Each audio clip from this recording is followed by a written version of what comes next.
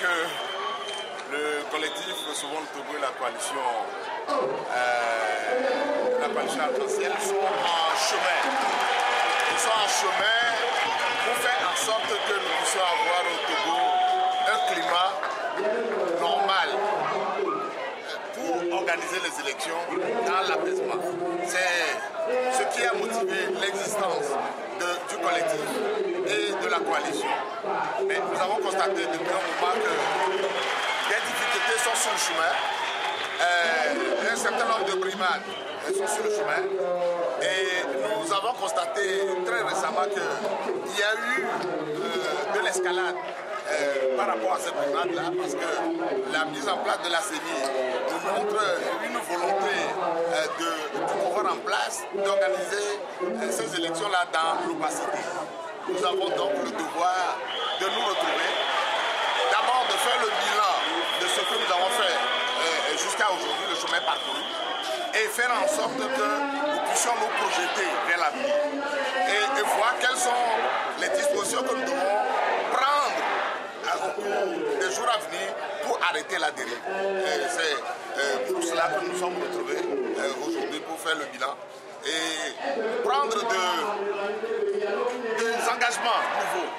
Et à partir de ces engagements-là, voir dans quelle mesure nous pouvons arrêter la machine de fraude qui a commencé pour que les élections législatives que nous avons en face se déroulent dans la tranquillité.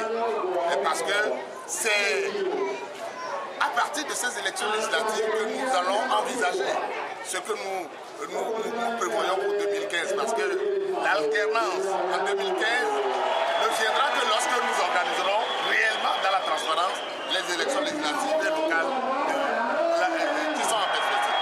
Voilà pourquoi nous sommes retrouvés ce matin pour faire le bilan et discuter avec les populations. Vous pensez arrêter la dérive, mais vous n'avez pas de représentant à la CENI. Le gouvernement semble avancer. Nous disons que la CENI qui a été mise en place est une CENI illégale. On ne peut pas organiser les élections avec cette CENI-là. Ce n'est pas normal que dans une CENI censée organiser des élections transparentes entre une majorité et une opposition, on puisse composer cette CENI-là de manière aussi déséquilibrée, où l'opposition n'a au plus que 3 membres sur les 17. C'est inconcevable. Nous devons tout faire pour arrêter cette CENI-là et faire en sorte qu'on puisse remettre la balle à terre et pour que ces élections se déroulent dans la paix. Et nous devons prendre les dispositions. Et ce que je dis là, c'est quelque chose qui concerne tous les Togolais, du nord au sud. Ce n'est pas une affaire de ceux qui sont venus au meeting seulement. Si les Togolais veulent que les élections à venir se déroulent réellement dans la crédibilité, il est temps qu'on se mobilise. Qu'on lance une mobilisation générale pour qu'on arrête la dérive, pour qu'on recompose autrement la CENI. Mais le je reconnais quand même à la CENI qu'avec 9 membres déjà, tout peut aller mieux. C'est-à-dire 9 membres sur les 17 peuvent proposer la CENI et tout pourrait aller. Ce que je dis là, je ne sais pas si vous suivez ce que je dis. Si les populations togolaises ne veulent plus d'élections frauduleuses, il est de leur responsabilité de faire en sorte que la dérive soit arrêtée. Ceux qui ont organisé la chose de cette manière-là ne sont pas plus togolais que nous autres.